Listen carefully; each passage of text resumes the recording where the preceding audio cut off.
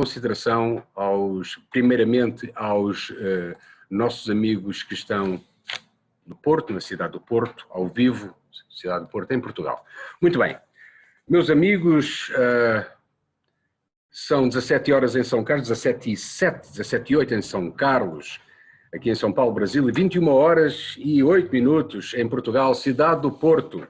Sejam bem-vindos à palestra debate comemorativa do 47º aniversário da Revolução dos Cravos. Comemora-se hoje, então, o Dia da Liberdade, ocorrido em Portugal no dia 25 de abril de 1974 e que levou o nosso país aos caminhos da democracia e ao funeral, digamos assim, da ditadura que durou 41 anos. Nesta palestra de debate, promovida pela Casa de Portugal de São Carlos, teremos a participação ao vivo da cidade do Porto, o Dr. Rui Valente, do Museu de Misericórdia do Porto, que irá dissertar sobre o tema O Exemplo da Revolução dos Cravos, e o Dr. António Sasso, advogado em São Carlos, filho de portugueses, um apaixonado pela nação portuguesa, um apaixonado pela cultura e que vai falar sobre a Revolução dos Cravos no outro lado do oceano. A visão e o comentário dele sobre como foi encarada, como foi vivida, como foi vista a Revolução dos Cravos aqui no Brasil. O Dr. Rui Valente é licenciado em Ciências Históricas pela Universidade Portucalense, é mestre em História, Relações Internacionais e Cooperação pela Universidade do Porto. Atualmente é responsável pela área de publicações e do arquivo de fotografia e imagem do Museu da Misericórdia. Isto é um brevíssimo currículo de ambos, porque se eu fosse falar aqui dos currículos, quer do Dr. Rui Valente, quer do Dr. António Sasso, era então uma transmissão só dedicada a esses pormenores. Gostaria, antes de passar já a palavra para o Dr. Rui Valente, eu gostaria de agradecer a toda a diretoria da Casa de Portugal de São Carlos e ao nosso conselheiro radicado na cidade do Porto, o André Pimenta Ribeiro, pela concretização deste projeto e desta iniciativa. Meu amigo, Dr. Rui Valente, a palavra é sua. Muito obrigado, uma boa noite, um abraço. Olá, muito boa noite, espero que me estejam a ouvir bem. Eu peço desculpa, boa noite aqui, boa tarde no Brasil. Eu gostaria de começar por agradecer à Casa de Portugal de São Carlos pelo convite, por intermédio do meu primo, André Ribeiro, que está aqui, que me fez amavelmente o convite para participar. Queria cumprimentar a todos, também o Dr. António Sasso, que partilhará comigo também aqui esta discussão, e a todos os que estão a ver. É de facto sempre um prazer, uma honra poder falar sobre o 25 de Abril. Eu acho que é uma parte da história, aliás, a história contemporânea tem esta questão de estar por vezes demasiado próxima de nós para podermos ter uma visão muito científica, sem ser contaminada, digamos assim, por sentimentos de pessoas que conhecemos ou algo que sentimos, e por isso é sempre muito importante falar disso. Além do mais, é uma matéria que até há pouco tempo, pelo menos em Portugal, não era dada nas disciplinas de História, não conseguíamos passar da Primeira República.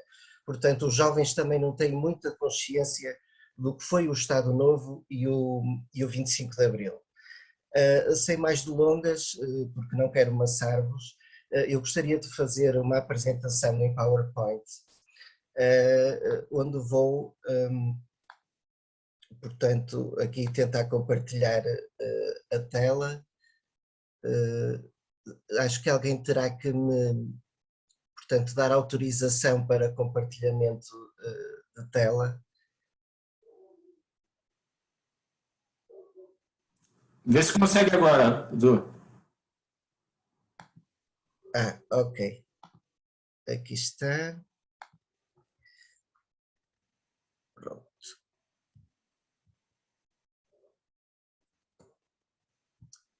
Aqui está, então, a minha apresentação que se chama, portanto, o exemplo da Revolução dos Escravos. Começamos um bocadinho antes, como sempre na história, isto foram 48 anos de um regime autoritário, mas isto começou, portanto, através da Primeira República, que foi um período instável em Portugal. Ela começou em 1910, perdurou 16 anos, e apesar das suas tentativas de evolução da sociedade a nível sociológico, não conseguiu. Foi um período de grande instabilidade que provocou, portanto, uma revolta, onde começa de facto o denominado embrião do Estado Novo. Aqui emerge a figura de António Oliveira Salazar.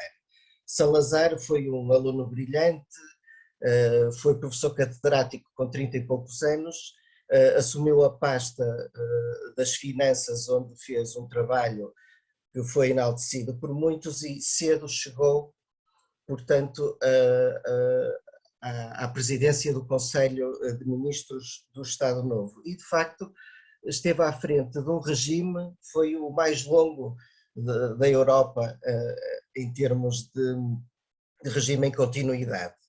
Estas mais de 4 décadas, é preciso ver, de um Estado que tem uma capacidade de metódica, de, portanto, fazer da sociedade aquilo que quer, portanto, moldar a sociedade à sua forma durante 4 décadas, é evidente que deixou marcas e conseguiu, de facto, esta unificação de pensamentos, de ritos, mas vamos caracterizar um bocadinho o Estado Novo para percebermos. O Estado Novo, alguns dizem que não era, mas de facto podemos considerá-lo um Estado fascista. Aliás, as imagens dizem que falam por 1000 palavras. Temos aqui o Oliveira Salazar na sua secretária e a fotografia que está ali é de Benito Mussolini. Portanto, quando se diz que Salazar não era bem fascista e tal, bem, ele foi muito influenciado.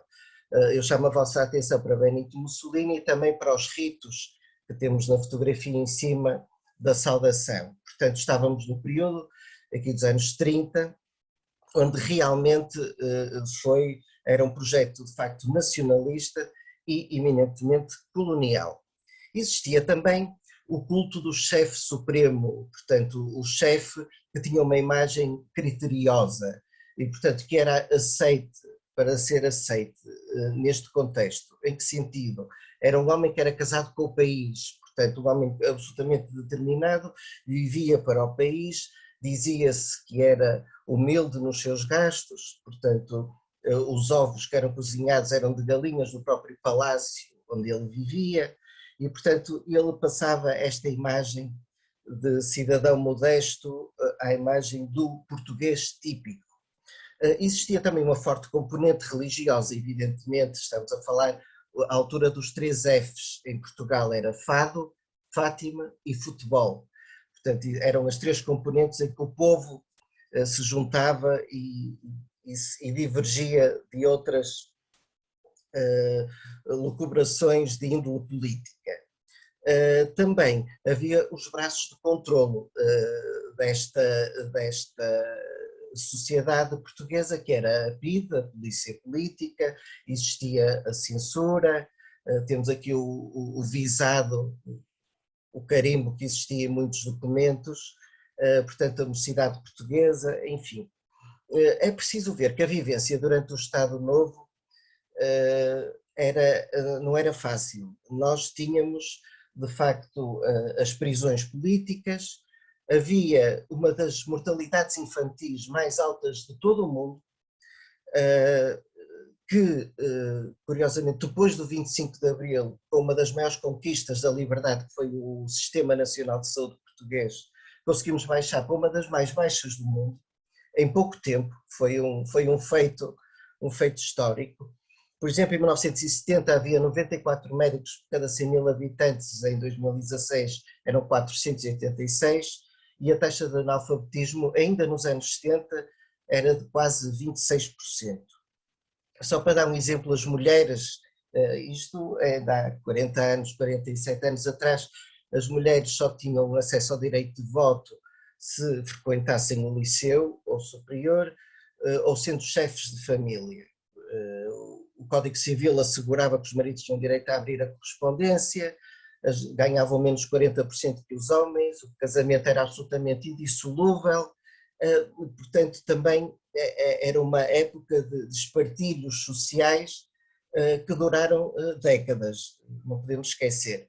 Eu gostaria só de fazer um apontamento sobre 1958, porquê? Porque o regime tremeu nessa altura, foi ali a meio houve um abalo, porque Humberto Delgado candidatou-se à presidência da República e era um homem que por acaso vinha do regime, mas quando se candidatou já sabia que o regime não concordava com os métodos e num café, numa conferência de imprensa, perguntaram-lhe, mas o que é que o senhor faria se fosse eleito Oliveira Salazar? E ele disse, obviamente demito. Esta foi uma frase lapidar e que ditou o seu fim. Ele acabou por ser assassinado em 1965 pela PIDE em Espanha, numa emboscada que fizeram. Queria só chamar a atenção aqui para esta noticiazinha do jornal que mostra como é que era a censura. A notícia original era: o regresso a Lisboa do Sr. General Humberto Delgado deu lugar a entusiásticas manifestações de simpatia que originaram diversos incidentes e protestos calorosos de adeptos do Sr. Presidente do Conselho. A PIDE cortou de modo muito sagaz e ficou o seguinte, o que saiu no jornal: o regresso a Lisboa do Sr. General Humberto Delgado deu lugar a manifestações que originaram diversos incidentes e protestos de adeptos do Sr. Presidente do Conselho. Portanto, isto eram as informações que chegavam ao português comum e tudo era passado a pente fino.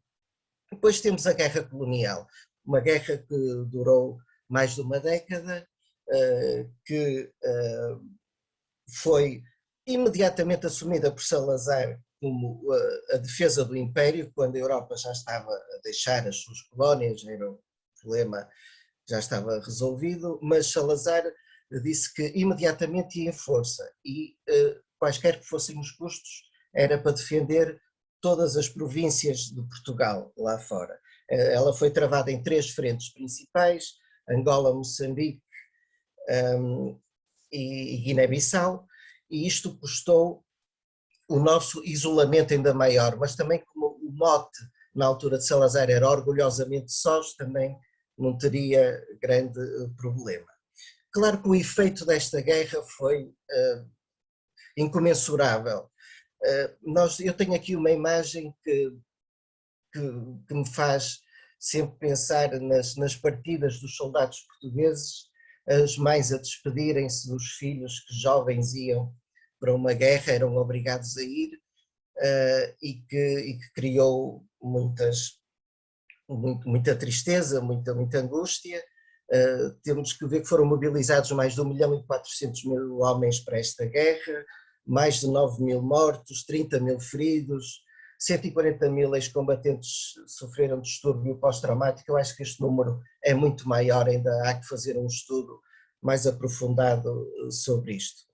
A verdade é que em 1969 Salazar cai da sua cadeira, portanto estava a passar férias e conta a história que se sentou numa cadeira e caiu, bateu com a cabeça, ficou num estado comatoso e acabou por falecer em 1970. E tomou posse Marcelo Caetano, que eu aqui chamo já no ocaso do regime, mas houve a chamada Primavera Marcelista, porque se abriu algumas coisas, a sociedade teve algumas pequenas aberturas, mas a verdade é que vinha de trás esta bola de neve dos gastos com a guerra, uma sociedade desgastada pela pobreza, pela economia que estava a desenvolver-se em algumas alturas, mas era só para alguns, e portanto este é um período já de decadência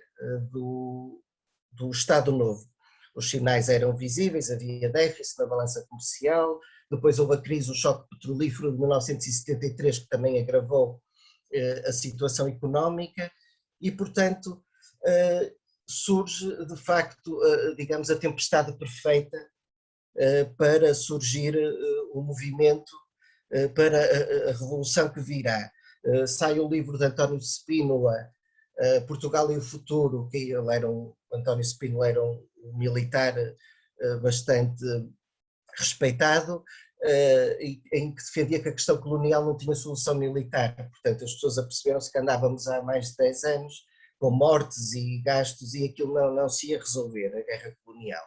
Depois, a emergência do movimento dos capitães, que muito se fala, por acaso começou como uma coisa corporativista, um motivo corporativista, porque o Estado Novo, como tinha falta de quadros na estrutura militar, decidiu facilitar a entrada e, portanto, as patentes médias e intermédias acharam que essas facilidades não deviam ser dadas e por isso começou a contestação, mas que depois evoluiu para o plano político e para uma concepção já de um país novo que se iria fazer. Temos depois o primeiro dia do Futuro em Liberdade e de facto o 25 de Abril, agora há uma discussão, ainda hoje uma discussão aqui em Portugal, porque numa manifestação uns iam-se manifestar e disseram que outros não podiam. O 25 de Abril foi principalmente o movimento de libertação apartidário, foi feito pelos capitães de Abril, os chamados capitães de Abril, e de facto na madrugada eles saíram, acho que tiveram a oportunidade de ver isso no filme que passou, foi dada a senha, a famosa senha da canção E Depois do Adeus, de Paulo de Carvalho, que venceu o Festival da Canção em 74, e depois o Grande La Vila Morena, de Zeca Afonso, e de facto a revolução foi conquistando a população, que se juntou aos militares. Foi uma vendedora de flores, curiosamente, julgo eu que o nome dela era Celeste Caeiro, que começou a distribuir cravos, que era o que tinha, e de facto ficou o símbolo da revolução, o cravo, e por isso que esta revolução também é um exemplo, porque é uma revolução que tem flores no cabo das espingardas. Temos que pensar que depois de 48 anos de uma ditadura e de tantos sentimentos reprimidos, seria de facto expectável que houvesse uma resposta mais musculada, digamos assim. De facto, as casualidades que existiram neste dia foi a PIDE, a Polícia Política, que estava fechada na sua sede, na Rua António Maria Cardoso, que disparou sobre a população indiscriminadamente que estava na rua, e essas foram as baixas que realmente existiram no dia 25 de Abril. Houve uma sucessão de acontecimentos, é evidente, próprio de uma indefinição, de uma revolução que se faz, e é preciso ver que o período pós-25 de Abril foi complicado. Durante um ano tivemos o chamado o verão quente, depois, que, só para terem uma ideia, tomaram posse 4 governos provisórios num hiato de 12 meses, nunca melhor aplicado o termo provisórios, e isto até deu origem a algumas cenas humorísticas. Uma vez houve um cerco do Parlamento e era nosso primeiro-ministro, um desses primeiros-ministros provisórios, o Pinheiro de Azevedo, disse aos jornalistas, quando perguntaram: então o senhor ficou aqui sequestrado? E eu: pois é a segunda vez que sou sequestrado, é uma coisa que eu não gosto, que me aborrece ser sequestrado. Até foi uma frase que ficou famosa, é uma coisa chata e tal, bem, vou almoçar, disse ele depois, e foi almoçar. Já era uma coisa, era uma turbulência, já que as pessoas encaravam assim, já com uma certa quase benevolência. Depois, de facto, é preciso ver que do 25 de Abril resultou o intuito desta institucionalização de um Estado de Direito democrático. E esta noção é muito importante, é um Estado de Direito porque é democrático, porque assenta realmente na vontade do povo que vota e elege os seus representados, e no respeito, evidentemente, pelo pluralismo dos que têm assento na Assembleia, e um Estado democrático porque é de direito, porque pretende resolver os conflitos de acordo com a lei. E isto tendo em conta a dignidade da pessoa humana. Portanto, este era o grande objetivo, o Estado de Direito Democrático. O grande objetivo também era, podemos aqui fazer nos 3D, ao invés dos 3F que tinha falado, o Fado, Fátima e Futebol, passou-se a falar em democratizar, descolonizar e desenvolver, que eram os passos que tinham que ser tomados. Democratizar através da Constituição da Assembleia Constituinte, para fazer uma nova Constituição. Aliás, a nossa Constituição de 75-76 é das mais avançadas do mundo ainda hoje. Descolonizar foi a descolonização possível nesta altura, havia muitos interesses em jogo, isto daria para outra abordagem temática, e desenvolver, portanto, desenvolver toda a parte do país que estava desenvolvida. Estávamos nas mãos de meia dúzia de grandes empresários, não havia desenvolvimentos na área da saúde, social, portanto, o desenvolvimento do bem-estar da sociedade era também um objetivo principal. E Jorge Miranda, um grande constitucionalista português, afirmou: não houve só o 25 de abril de 74, houve também o 25 de abril de 75 e o de 76, a eleição da Assembleia Constituinte e a entrada em vigor da nova Constituição. E pode perguntar-se qual foi o mais importante, se o primeiro, se o segundo 25 de abril. De facto, o primeiro foi da libertação, o segundo 25 de abril foi termos um instrumento, a Constituição, que nos permitiu um ressurgimento, um novo ressurgimento de Portugal numa nova sociedade mais igualitária. Eu falo do exemplo da Revolução dos Cravos, dando aqui também exemplos paradigmáticos. Digamos que nós tivemos nos anos que seguiram à queda do regime a instauração da democracia. E neste período, fomos um caso, poucos anos depois, tivemos um ex-ministro da Educação de Salazar a apresentar programas de televisão sobre história. O célebre José Hermano Saraiva foi ministro da Educação em 68 e foi comumente aceito pela sociedade. Ele mandou prender várias pessoas, entre elas julgo que o meu pai também terá ido parar à PIDE numa dessas coisas, numa dessas visitas que ele fez ao Porto, mas, portanto, ele foi aceito de uma forma perfeitamente benévola na televisão, tinha grandes audiências e era respeitado.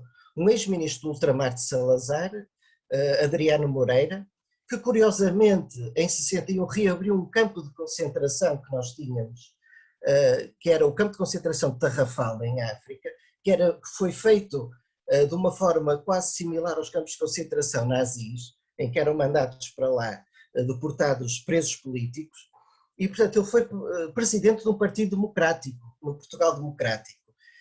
E portanto o julgamento da história, quando se diz que há um julgamento da história, há uma ruptura com o 25 de Abril, e realmente há uma ruptura, mas há uma certa capacidade de redenção, de imagem de começar uma sociedade de novo, sem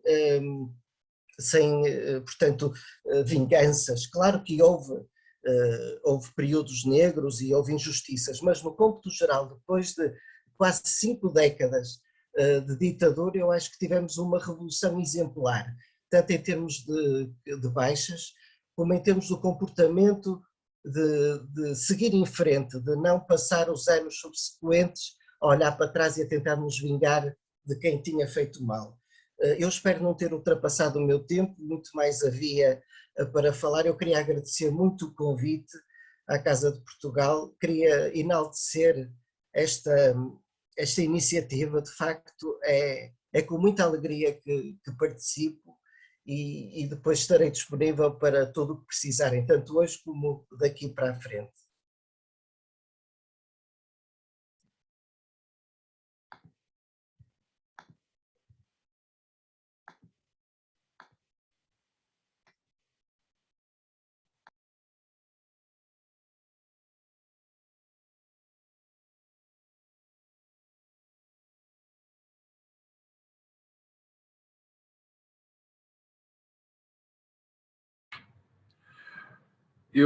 Este minuto de silêncio, quase 1 minuto, 30 segundos de silêncio que demorou para eu entrar, não foi só por causa de eu que estava aqui tentando baixar o botão, mas é assim, o meu dever agora será, em primeiro lugar, agradecer ao Dr. Rui Valentes pela brilhante exposição, descomplicada, acessível. Foi uma exposição para todos. Então, eu, em primeiro lugar, os parabéns pela sua apresentação, foi fantástica. E fiquei a saber algumas coisas que não sabia da própria Revolução, o que é muito bom para mim, porque até morrer nós temos que aprender. E é uma honra, foi um prazer ter aprendido algumas coisas realmente apresentadas pelo Dr. Rui Valente. Seguidamente, e peço para o Dr. Rui Valente, por favor, o sacrifício de se manter mais um pouquinho, porque com certeza vamos ter questões que vão ser colocadas. Foi muito emocionante, muito obrigado, Dr. Rui Valente. Do Dr. Rui Valente passamos de Porto, passamos então para São Carlos, com esta temperatura quase de 28 graus, para o nosso querido Dr. António Sasso. Ele faz parte também dos corpos gerentes da Casa de Portugal de São Carlos. É um conhecido e um extraordinário profissional na área de direito, ele é advogado, é um apaixonado por questões de Portugal e não só. Ele tem visões muito claras em termos políticos, em termos sociais, não só nessas áreas em termos da cidade de São Carlos, como do próprio estado de São Paulo e de todo o país, como também uma visão muito particular em termos da nação que viu a sua mãe nascer, a sua querida mãe nascer. Ele é filho de mãe portuguesa, ele convive com entusiasmo e com o sangue pulsando nas veias cada vez que ouve falar de Portugal. Ele tem um currículo extensivo, muito dedicado a áreas sociais, a áreas do direito, já foi, por diversas vezes, ocupou lugares e funções na Ordem dos Advogados do Brasil, na OAB.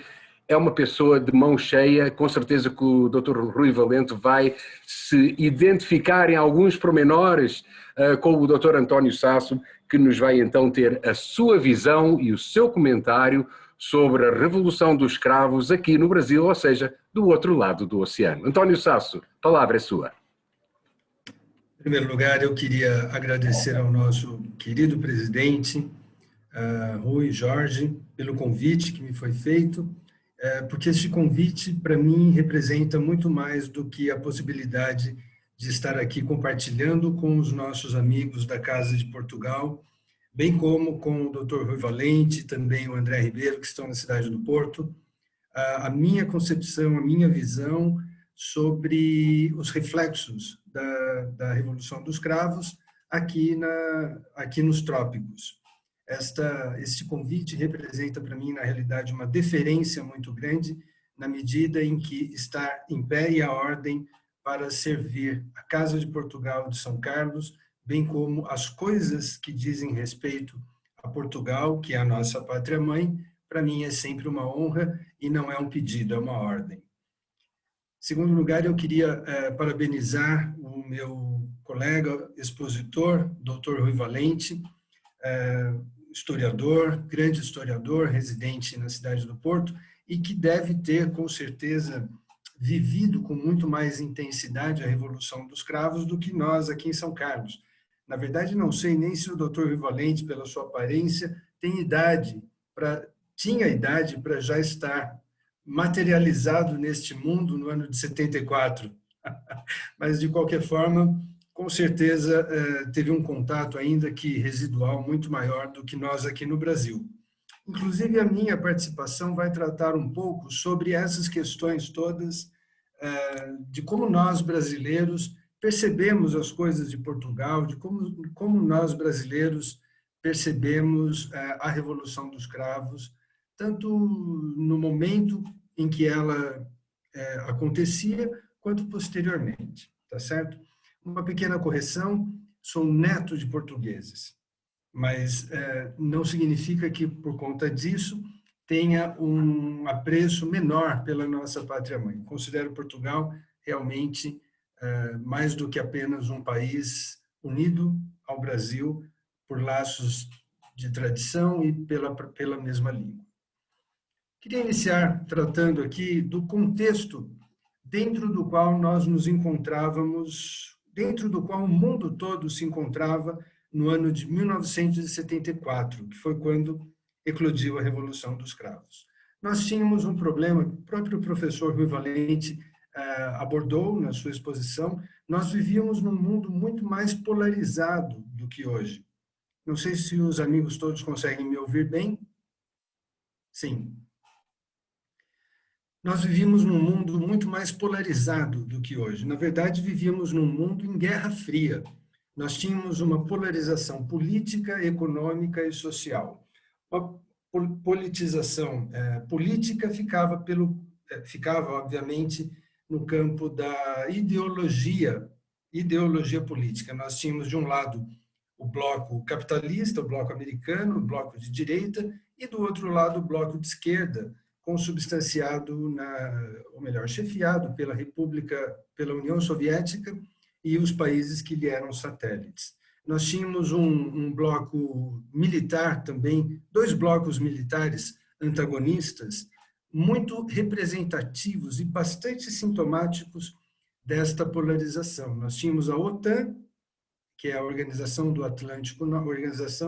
do Tratado do Atlântico Norte, organização da qual, inclusive, Portugal fazia parte. Apesar do seu isolacionismo, Portugal fazia parte, como faz até hoje, da OTAN e da ONU. E nós tínhamos, em contrapartida, o Pacto de Varsóvia. O Pacto de Varsóvia, que foi também uma aliança militar construída pelo bloco socialista para fazer frente ao que poderia vir do lado capitalista. Então, observem que nós tínhamos um mundo com problemas assim bastante intensos, e a gente vai, ao longo da exposição, encaixar como a Revolução dos Cravos se enquadrava dentro deste mundo todo. Nós tivemos a crise mundial do petróleo em 1973, mas que em 1974 graçava solta mundo afora. Tanto é que o próprio Dr. Rui Valente abordou o assunto, tratando dele de passagem, e a crise mundial do petróleo refreou, de uma certa forma, por um bom tempo, o ritmo crescente de economia que os países no mundo vinham experimentando nos anos anteriores. Provocou uma reação muito intensa da OPEP, a Organização dos Países Exportadores de Petróleo, e isso, de uma maneira direta, afetou o Brasil muito intensamente. Nós tivemos, em 1974, o escândalo de Watergate nos Estados Unidos, que acabou provocando a renúncia, uma renúncia bastante traumática, do presidente americano Richard Nixon.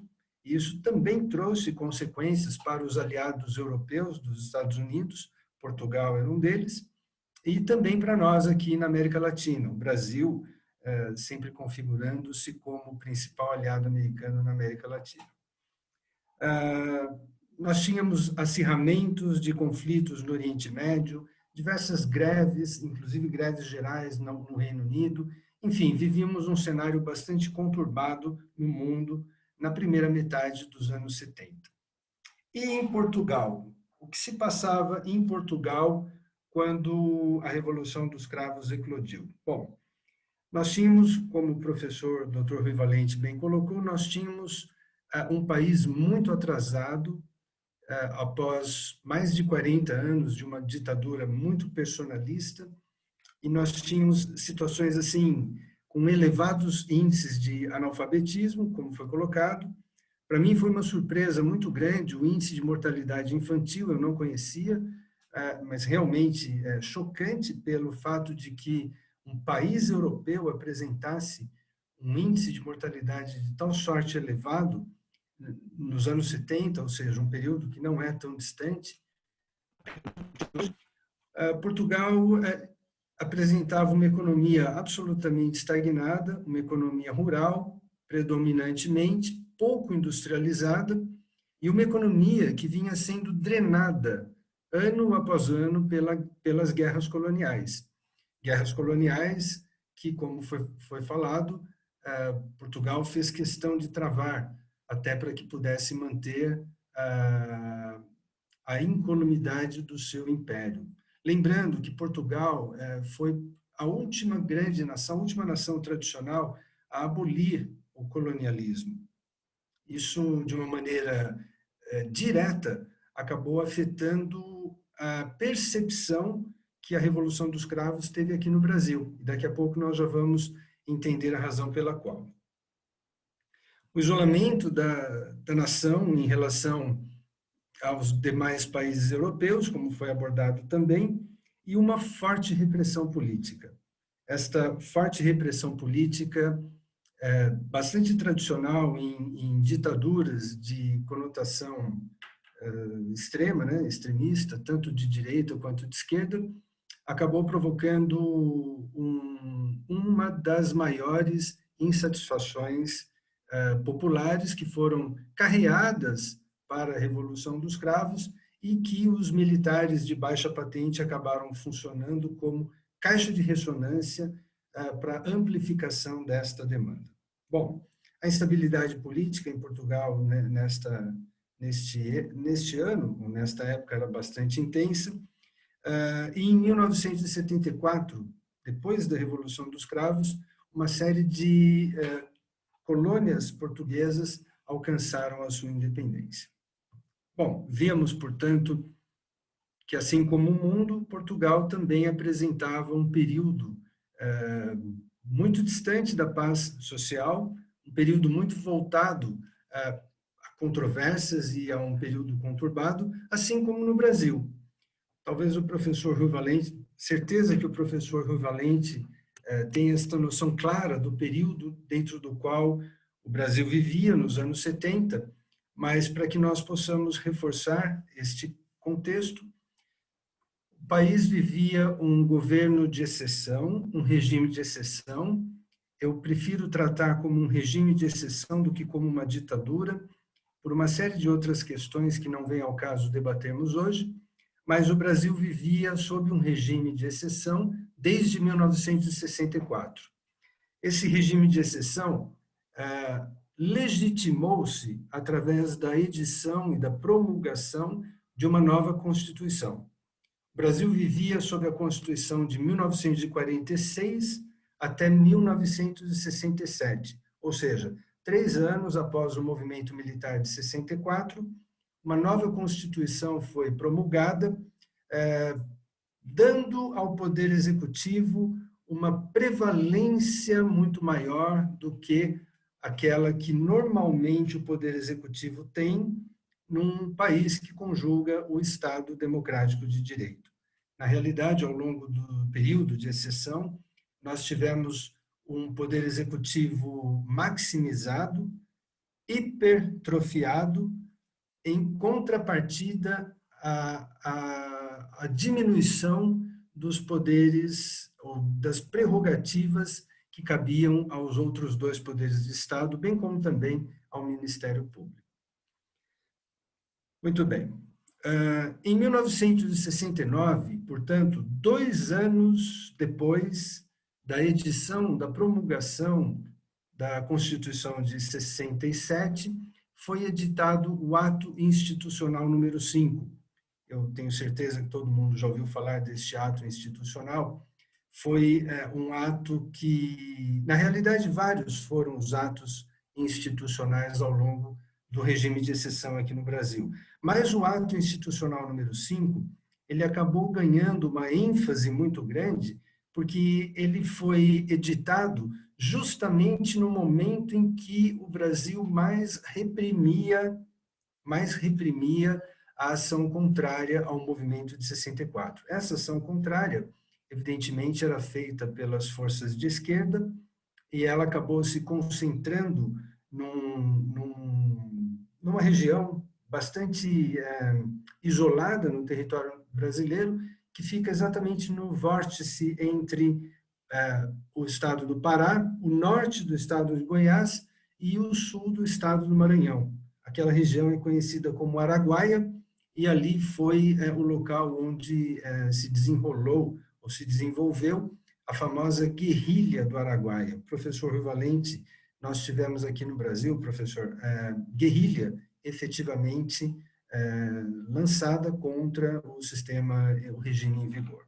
Pois bem, O ato institucional número 5, para que todos saibamos da sua profundidade, ele retirou das suas cátedras no Supremo Tribunal Federal 3 ministros, cuja percepção do Estado orientava-se no sentido de que seriam ministros mais voltados à esquerda. Foram eles Hermes Lima, Adalto Lúcio Leal e Evandro Lins e Silva. Um ano depois, sobreveio a Constituição de 1969, ou seja, a Constituição de 67 deu lugar a uma emenda constitucional de tal forma profunda que é consenso entre os juristas no Brasil que se tratou de uma nova Constituição, fortalecendo ainda mais, vejam os senhores, o Poder Executivo em detrimento dos outros 2 poderes, suprimindo garantias e direitos individuais, o que é muito sintomático em regimes como este, e fazendo com que o Brasil tivesse, na realidade, um contexto bastante parecido com aquele de Portugal antes da Revolução dos Cravos. Mas vejam que interessante. O Brasil apresentava, ao longo desse período, um forte crescimento econômico. O país crescia a índices de 8% ao ano, que é hoje algo comparável ao crescimento chinês. Então, nós tivemos um grande, vamos dizer assim, um segundo milagre econômico. O primeiro deles no Brasil aconteceu nos anos 50, principalmente na época da gestão de Juscelino Kubitschek, à frente da presidência da República. E esse momento, na segunda metade dos anos 60, especialmente ao longo de todos os anos 70, quando o Brasil chegava a crescer 8% ao ano em média, né? Evidentemente que havia uma contrapartida muito deletéria em relação a isso. Qual era a contrapartida? A supressão dos direitos e das garantias individuais, o que é muito importante, bem como também a diminuição da democracia no país. Porque, veja, nós tínhamos, inclusive, uma esquerda legalizada, que ficava representada pelo MDB, muitos dos senhores aqui hão de se lembrar, que fazia a contraposição à Arena, que era o partido do governo, acredito que todos se lembrem. E nós tínhamos também uma esquerda não legalizada, que era aquela que conduzia contra o regime a guerrilha no Araguaia. Bom, em 1974, mais precisamente no ano da Revolução dos Cravos, nós passamos pela transição do governo do presidente Emílio Garrastazu Médici para o presidente Ernesto Geisel. Os 2 presidentes, tanto Médici quanto o Geisel, foram aqueles que os historiadores entram em consenso ao dizer que foram aqueles que exatamente reprimiram de forma mais dura a oposição. Então, nós saímos de um governo bastante repressor, Emílio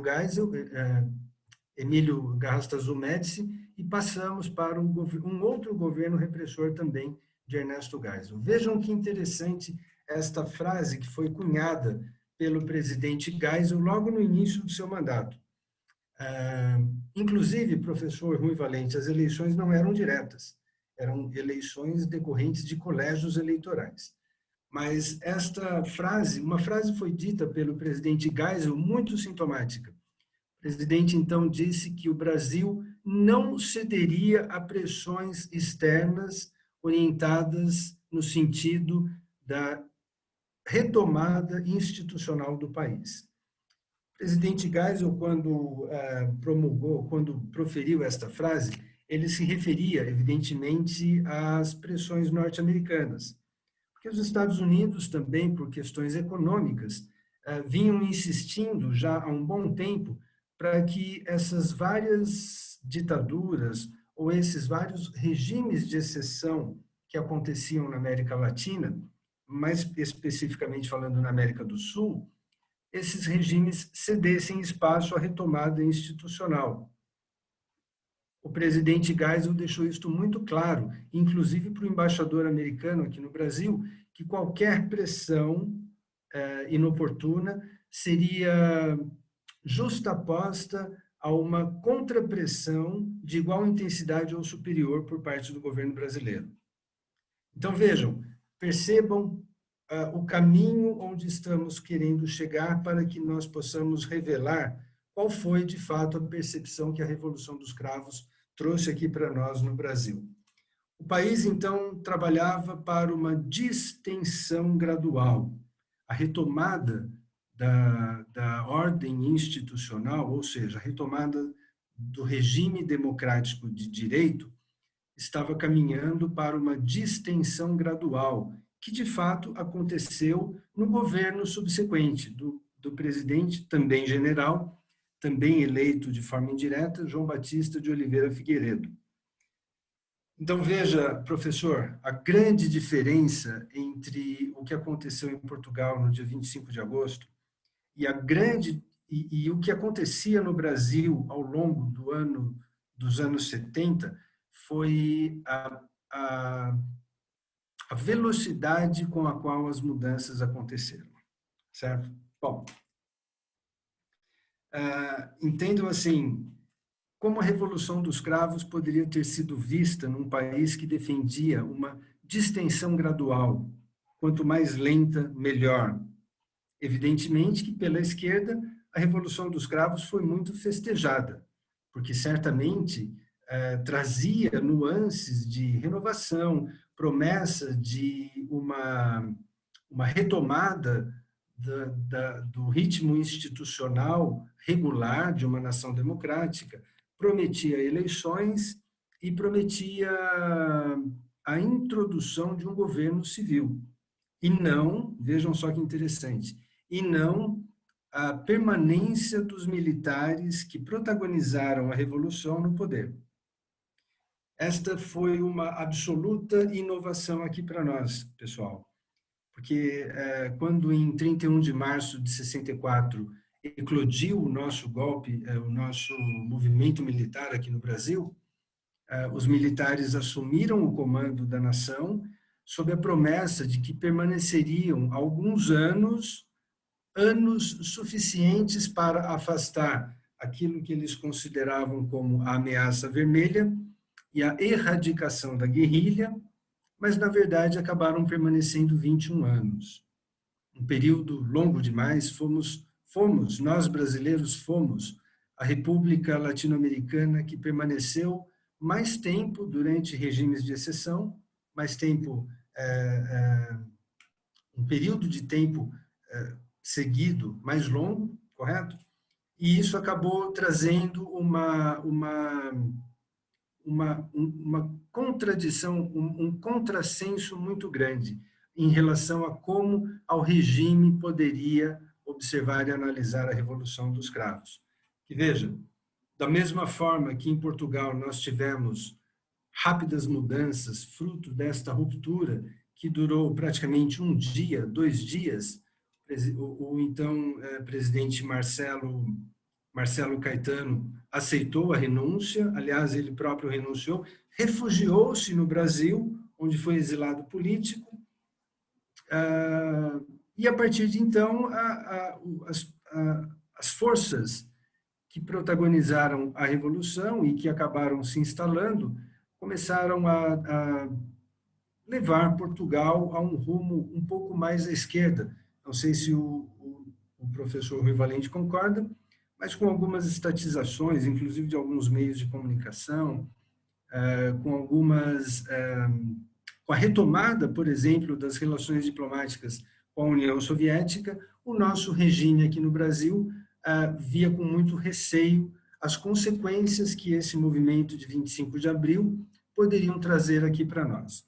Interessante notarmos que, ao lado desta insatisfação muito grande com o fato de que uma revolução pró-democracia tinha acontecido em Portugal tão rapidamente, e no Brasil a promessa era para uma dissensão muito longa, muito demorada, ao lado disso havia o fato absolutamente inédito para nós de que forças militares haviam protagonizado esta revolução e, não obstante, não desejavam permanecer instaladas no poder.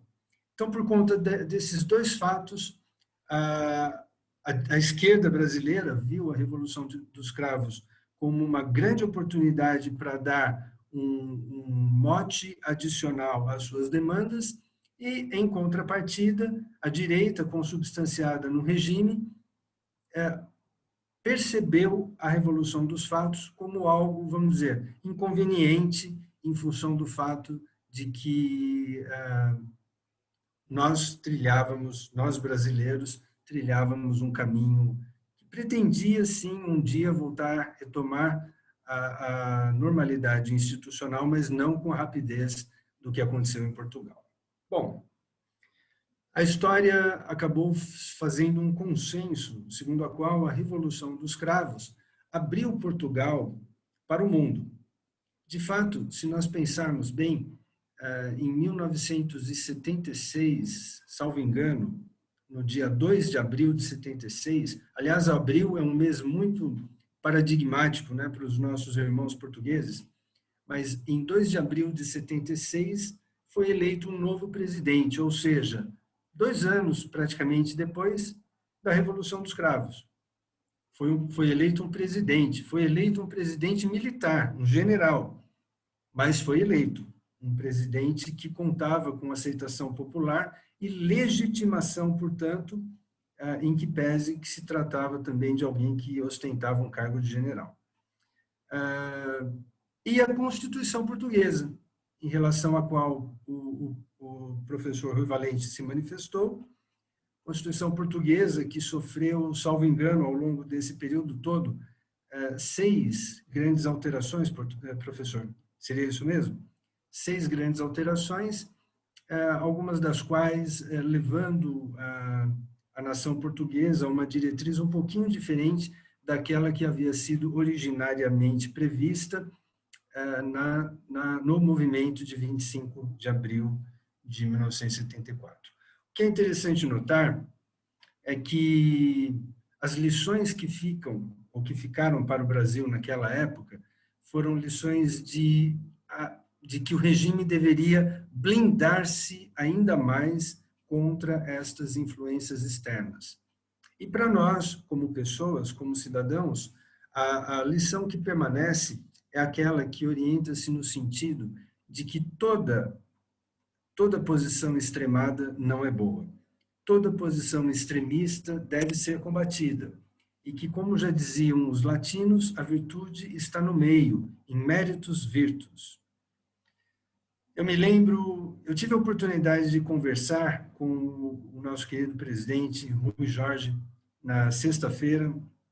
Após o expediente, nós nos encontramos para tomarmos um café juntos, e eu tive a oportunidade de comentar com ele que eu, pessoalmente, me lembro bastante da Revolução dos Cravos, porque em 1974 eu tinha algo como 7, 8 anos, mas me lembro muito bem que os meus pais se reuniam na sala da nossa casa, aguardando a novela, né? E antes da novela passava sempre o Jornal Nacional. Professor Rui Valente, esse jornal já foi, né? Hoje nem tanto, mas já foi um jornal muito paradigmático aqui no nosso país. Um jornal assim que era realmente o centro de informações confiáveis ou não, mas era a informação da qual as famílias dispunham. Eu me lembro que a minha mãe comentava sempre muito preocupada sobre a situação das pessoas, parentes da nossa avó Bela, em Vila Real, que é uma cidade no norte do país, sempre muito preocupada se a revolução chegaria até lá, porque o contexto que nos chegava era de que fosse realmente uma revolução armada, e em que pese que este fato não aconteceu desta forma, a preocupação sempre existia. E eu me lembro que ouvia sempre esses comentários, e mais ainda, ouvia um nome que jamais saiu da minha cabeça, que foi o do então presidente eleito, Antônio dos Santos Ramalho Eanes. Uma pessoa em relação à qual eu formei um juízo de valor quando era criança, muito positivo. Um juízo de valor que, segundo os comentários da minha mãe, do meu pai, orientava-se no sentido de que se tratava de um homem muito sério, muito íntegro, muito honesto.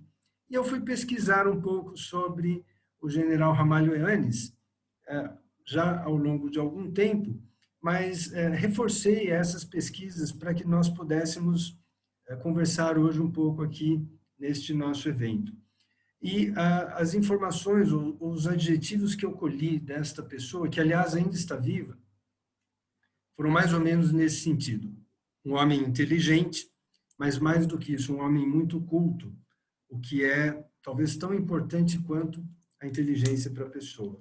Um humanista, vejam, um militar, um general, que aliás também era formado em direito, nunca praticou a lei, nunca exerceu a disciplina para a qual ele acabou se formando, mas de fato acabou estudando direito para poder ter uma visão complementar daquela normalmente adstrita aos militares. Um sujeito ético, um sujeito que exercia autoridade com autenticidade, um democrata, alguém que conjugava valores republicanos, uma pessoa humilde, ao mesmo tempo racional, forte e decisivo. Um estadista, na minha opinião.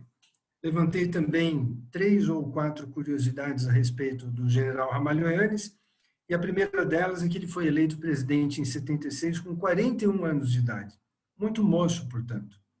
Eu acho que no Brasil, o único presidente assim tão moço que nós tivemos foi Fernando Collor de Mello. Fernando Afonso Collor de Mello.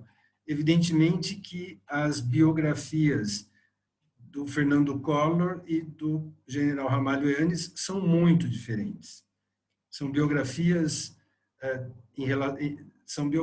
no meio das quais existe um abismo. Mas o Ramalho Eanes acabou sendo reeleito também em 1980. E ele foi presidente de Portugal por 10 anos, de 76 a 86. Nunca mais deixou a vida pública, exatamente pelos predicados que eu mencionei minutos atrás. Comandou a contra-revolução, se é que nós podemos chamar assim, em novembro de 75, estava servindo na África, nas guerras coloniais, salvo engano em em Moçambique, mas foi chamado às pressas a Lisboa e acabou assumindo o comando das forças que contornaram a situação de novembro de 1975, um ano e meio, portanto, depois da Revolução dos Cravos. Ramalho Eanes, uma vez, foi confrontado com a informação de que ele teria direito a 1 milhão de euros de indenização em função de algumas perdas salariais que, na condição de presidente da República, ele havia ou teria, em tese, sofrido. Ele abriu mão desta indenização porque não achava esta indenização devida. Abriu mão da promoção de marechal porque entendia que marechal é uma patente que deve ser outorgada em tempos de guerra. Portugal não estava mais em tempos de guerra, não enfrentava mais nenhuma guerra quando esta patente lhe foi oferecida e ele recusou. Em 2006, o general Ramalho Eanes defendeu o seu doutorado com a tese Sociedade Civil e Poder Político em Portugal. Então, de fato, um homem muito culto, um humanista e, acima de tudo, um estadista. Quero agradecer, presidente Rui, pela oportunidade que você me deu. Quero agradecer as pessoas que estiveram conosco até agora, meu colega Rui Valente, e coloco-me aqui à disposição. Muito obrigado. Muito obrigado, foi fantástico. Obrigado a esse equilíbrio entre Brasil e Portugal, esse exemplo da Revolução dos Escravos para o povo brasileiro, na sua ótica, na sua visão e sob o seu comentário. Meus amigos, os microfones estão abertos para questões que queiram colocar aos nossos digníssimos convidados. Microfones abertos.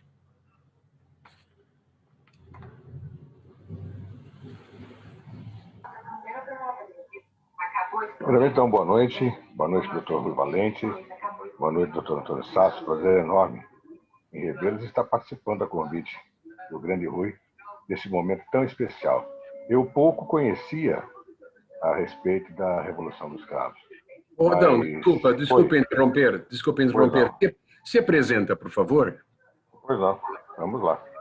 Meu nome é Adão Geraldo, eu sou radialista, jornalista, faço o jornal 102 Notícias na Rádio Universitária FM, aqui na cidade de São Carlos, frequência 102,1 e também pelo Facebook da Rádio Universitária SC. E como dizia, obrigado, desculpe, mas como dizia, realmente eu tinha um conhecimento muito pouco, muito pequeno a respeito da Revolução dos Cravos, mas hoje eu tive uma verdadeira aula e um conhecimento que vai ficar comigo retido com toda certeza dentro de mim, porque julguei de extrema importância.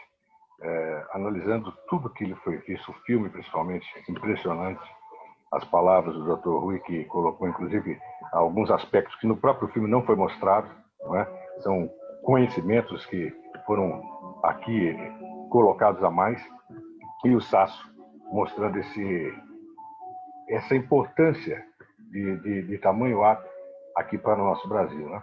E a gente fala, enquanto isso, no que foi uma e o que foi a outra, né? O Sasso disse em estado de exceção, né?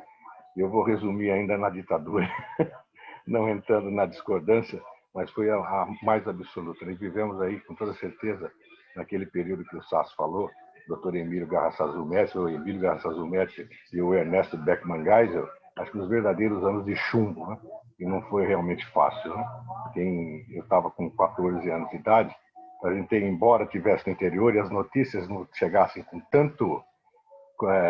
tanta veracidade e rapidez para cá, porque até então todo mundo era bandido, né? Certo, era só lá de lá, né? Então realmente o peso foi muito grande. Mas aquilo que vocês colocaram, e é justamente daí que eu queria partir o princípio, é com relação a isso, ao extremismo. Hoje nós temos um governo extremista. Hoje nós vivemos uma situação de dois extremos. Essa é a grande verdade. O país está dividido em dois extremos. E essa Revolução dos Cravos, para mim, foi um exemplo. O exemplo podia ser seguido hoje. Não em nível de revolução, mas aquilo que ela trouxe. Aquilo que ela colocou. O seu resultado final. Entrando num consenso, entrando simplesmente num patamar único.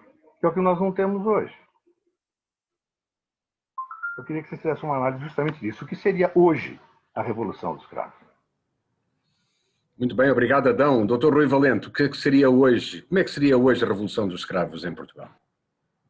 Ora bem, de facto, como disse o Dr. António Sasso, o mundo aparentemente hoje realmente está menos polarizado. Não é? Tivemos a queda do Muro de Berlim e, portanto, um dos grandes blocos políticos, neste caso do regime comunista, caiu.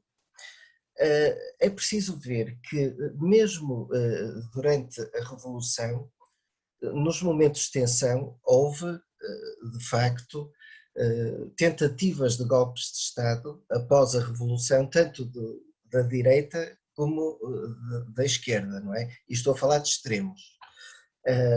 De facto, houve também, além do general Ramalhianes, também uma pessoa que neste período foi muito importante, foi o Dr. Mário Soares, em Portugal, porque, apesar de ser de esquerda, sempre conteve o Partido Comunista, digamos assim, nos seus intentos, foi uma barreira, digamos, para que houvesse outro tipo de evoluções para o extremismo. E, portanto, eu acho que neste momento, na Europa e no mundo, estão a ressurgir os extremismos, mas de uma forma ainda mais perigosa porque não são previsíveis. Eu explico-me. Antigamente sabíamos o que era o regime comunista, por exemplo, e sabíamos o que era a extrema-direita. Hoje em dia aparecem pessoas como um Donald Trump, que é um extremista, mas que não tem um perfil político, não tem uma ideologia política definida e, portanto, não sabemos o que vai sair dali. Portanto, no Brasil, eu não quero estar a meter a minha foice em seara alheia, como se diz em Portugal, mas de facto em Portugal vemos também com muita com muita apreensão o governo de Jair Bolsonaro.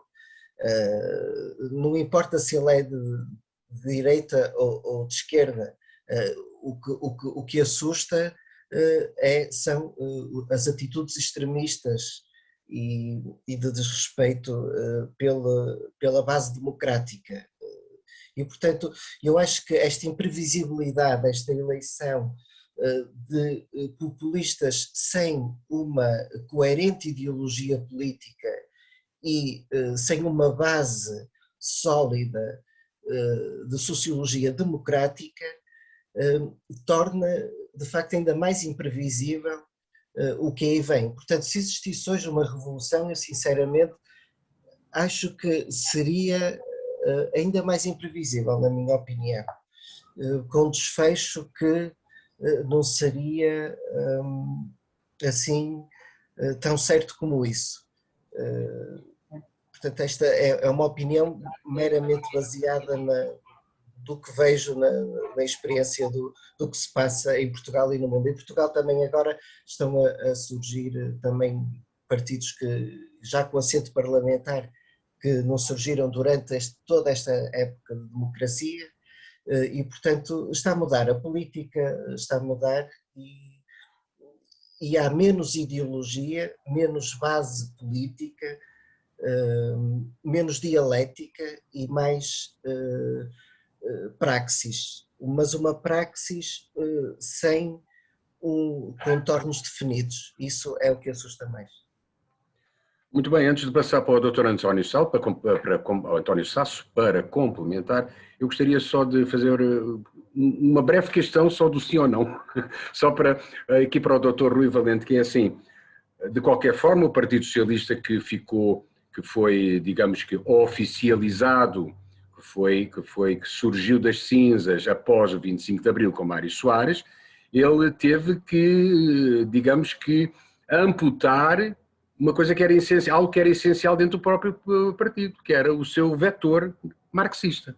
Apareceu um partido socialista com ideologia não marxista, daí talvez eu pense, e questiono o Dr. Rui Valente para comentar, se isso também não foi um peso bastante para que o Partido Socialista pudesse se ingrar neste caminho democrático que dura há 47 anos. Sem dúvida, o Partido Socialista Português, que foi fundado ainda na clandestinidade, era um Partido Socialista moderno, é um Partido Socialista que provinha da social-democracia. Portanto, é um partido social-democrata. Portanto, digamos que hoje em dia é denominado esquerda moderada. Portanto, claro que durante a Revolução existia frases como o caminho para o socialismo, mas eu lembro-me de debates que vi, já agora aproveito para dizer que nasci em 1976, portanto foi pós-Revolução de 25 de Abril, mas, portanto, nos debates, por exemplo, que Mário Soares tinha com Álvaro Cunhal, que era o dirigente do Partido Comunista Português, que era o partido mais antigo português, foi fundado ainda no início do século XX e que foram muito importantes na luta contra o regime do Estado Novo, mas nessas discussões houve uma altura em que o Álvaro Cunhal se vira para Mário Soares e diz assim: o senhor quer ganhar a medalha Francisco Sá Carneiro. Francisco Sá Carneiro portanto, era o dirigente do Partido Popular Democrático, portanto, centro-direita de Portugal, não é? Portanto, ele conotava como estando do outro lado, completamente, não é? Porque era uma pessoa que achava que o partido mais à direita do espectro português era democrático, o CDS. O CDS dizia que era democrático e o PPD, PSD era democrático. Ele achava que os partidos eram todos democráticos. E o Álvaro Cunhal, por outro lado, achava-os reacionários. E, portanto, era de facto um Partido Socialista moderado, claro, com o peso que a palavra socialismo tem, mas temos que adaptar aqui à realidade portuguesa. Muito bem. Se fosse a Revolução dos Escravos, se a Revolução dos Escravos acontecesse hoje, como é que seria, Dr. António Sasso? Uma boa pergunta, mas antes de tentar responder, apenas uma pequena menção. Francisco de Sá Carneiro pelo sobrenome, eu não conheci, mas pelo sobrenome deve ser irmão de Mário de Sá Carneiro, o escritor.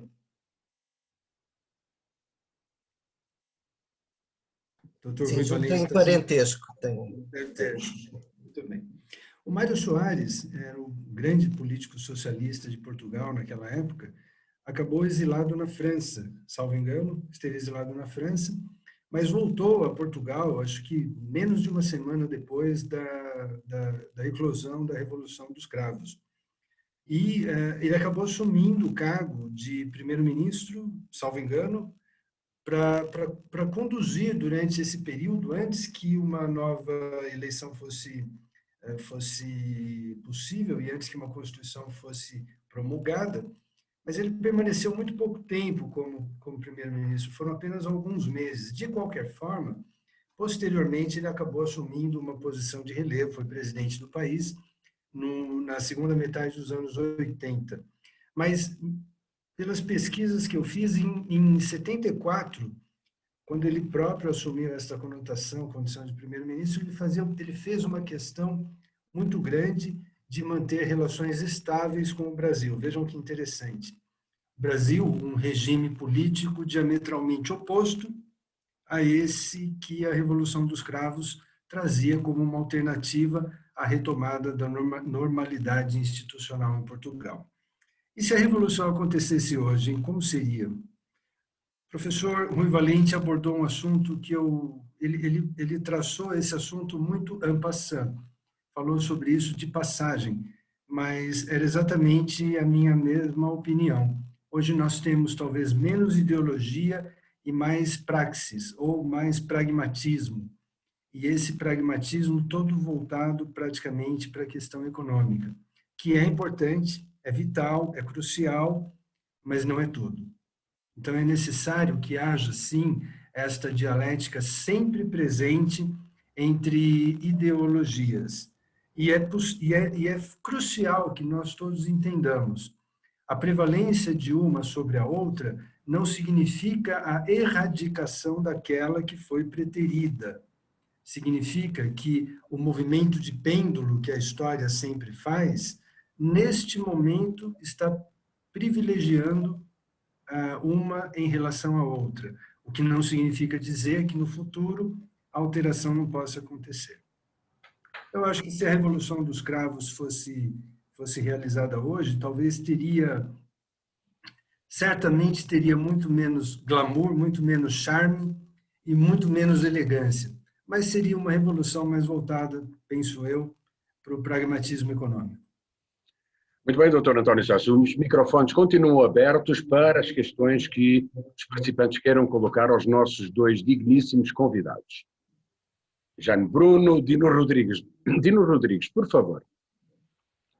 Abra o microfone. Isso. Boa noite a todos. A apresentação do Rui foi muito interessante. Eu queria colocar duas questões para o Rui e uma questão para o Sasso. Para o Rui, eu queria colocar duas questões. A primeira é a seguinte: a impressão que nesses 40 e poucos anos de ditadura de Salazar, a população já não aguentava mais. A questão da guerra colonial, a questão da miséria, a questão do atraso econômico, cultural, diante de toda a Europa, estava chegando num limite tal que qualquer centelha já seria explosivo o suficiente para poder transformar alguma coisa. Claro que os militares assumiram esse papel, primeiro porque tinham a força, né? E os civis foram no embalo porque foram protegidos pelos militares. Mas a impressão que eu tenho é que foi uma revolução muito mais de surpresa, porque você pega alguns pontos importantes da revolução, com relação à PIDE, por exemplo, os revoltosos não tinham nenhum dado muito concreto sobre a PIDE, tanto é que ficavam embaixo no prédio da PIDE e não interviram no prédio da PIDE porque não tinham detalhes sobre se tinham armamentos, se não tinham, como é que eram as instalações da PIDE. Então a impressão que dá que foi uma revolução espontânea por puro cansaço da população e dos militares. Essa é a primeira questão. A segunda questão é sempre que você tem um processo de interrupção, a impressão que eu tenho é que se você não esmiuça essa transição, sempre fica alguma coisa para trás. Então, você tem muito claro isso no apartheid na África do Sul, na Espanha franquista, ou mesmo no Brasil, com na nossa ditadura militar, quando, na medida em que você não esmiuça isso, você acaba perdendo um pouco da transição e você pode cometer os mesmos erros no futuro. No Brasil, está ficando muito claro. Em Portugal, me parece que a participação de elementos da ditadura salazarista no governo democrático é uma prova disso também. E mais, ainda voltando para a PIDE, eu acho que a PIDE ela passou muito ilesa nesse período todo e eu acho que ela não foi chamada à responsabilidade. Assim como a guerra colonial também acabou não tendo os seus responsáveis penalizados, que eu acho que deveria. Agora, com relação ao Sasso, eu acho que o grande problema de você ter dois momentos especialmente diferentes, tanto em Portugal quanto no Brasil, é que eu acho que o governo militar brasileiro viu com muita apreensão a Revolução dos Cravos, porque era um movimento extremamente contraditório ao que a gente vivia no Brasil. Tanto é que, num primeiro momento, o Geisel ele tira o embaixador português e manda um representante do SNI para a Embaixada do Brasil em Portugal, justamente para poder ter alguém do regime brasileiro lá dentro para passar as informações. Por quê? Porque isso poderia ser um estopim de um movimento que poderia crescer no Brasil. Então, era necessário você ter uma certa informação desse processo em Portugal para que ele não se repetisse no Brasil, porque vivíamos momentos completamente distintos. Um momento democratizante em Portugal e um movimento de ditadura no Brasil. Então, havia, sim, uma preocupação muito grave com relação à ditadura brasileira, vendo o processo democrático em Portugal. Fala um pouquinho sobre isso também, Sasso, por favor. Muito bem, Dr. Rui Valente, a palavra é sua. Sim, eu entendo perfeitamente o que quer dizer. Portanto, tirar as lições da história, não é? Digamos, para não se cair no mesmo erro. Isto, em termos constitucionais, ficou vedado, portanto, o surgimento de qualquer movimento de índole fascista, portanto, é proibido pela Constituição portuguesa.